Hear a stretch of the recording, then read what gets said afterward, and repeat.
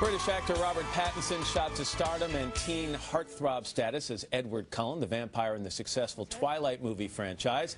Well, he's leaving behind his bloodthirsty ways as he takes on a new role. In the film Water for Elephants, he plays Jacob, a young man who runs away and joins the magical world of the circus, but learns that everything under the big top is not as perfect as it seems when he falls in love with a married performer played by Reese Witherspoon.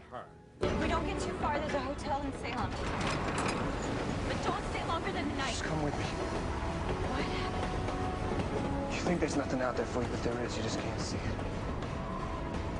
Jacob, you don't understand. I can't. You'll find me. Mine. There's a better kind of life that's meant for you. Whether that life is with me or not.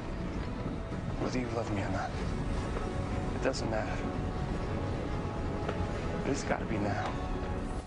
Look like you're holding up pretty well. Welcome back. Nice to see you. Thank you very much. You know, I was thinking during the introduction, when I was a kid, and that's a long time ago, but, you know, the kids my age, boys my age, they wanted to be baseball players or they wanted to run away and join the circus. This is a very different time. Did you have any of those dreams as a kid?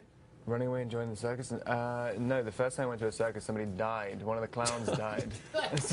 All right, I'm not letting that go. How did the clown die? His little car exploded.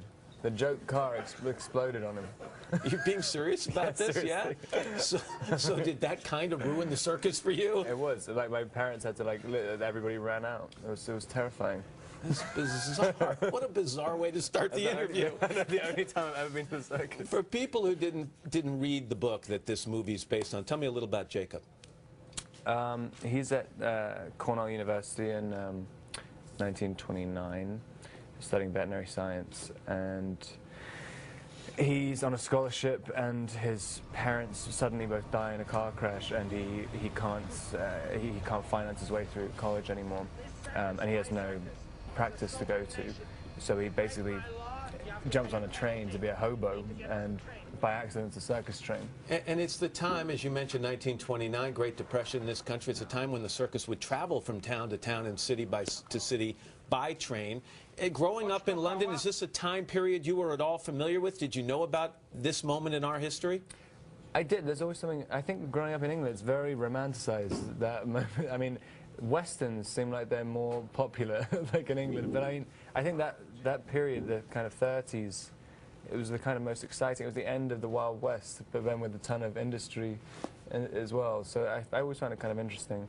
And then after that point, it kind of turned into white picket fences, and then nothing. The American Dream took hold. You play opposite Reese Witherspoon in this. The interesting thing to me was I was looking back.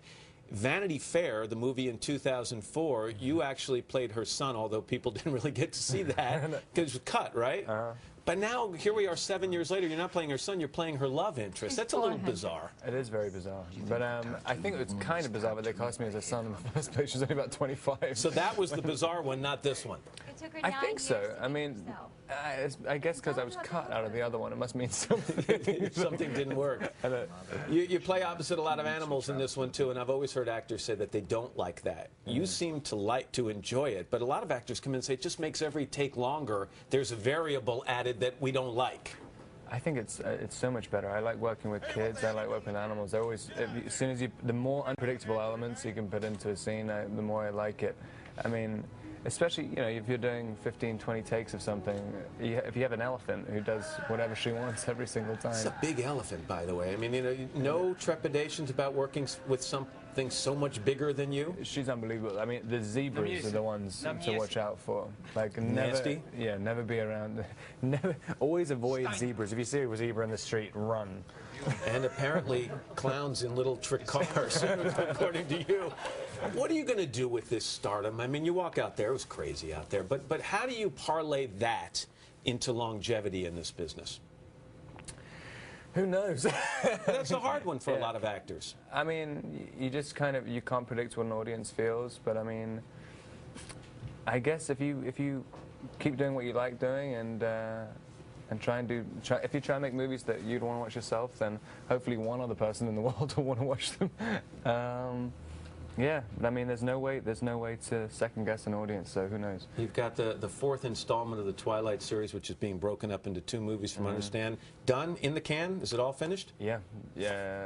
Yesterday morning I finished. Congratulations. You feel good about that? Yeah, it was a long process, 8 months. So it was kind of a relief to finally get the contacts out of my eyes. I was just about to kill someone. This one's called Water for Elephants. Robert, always nice to have you here. Come back and see us soon. All right? And this one opens in theaters on Friday. Up next, the family that refuses to create refuse. We're back in a moment. This is Today on NBC.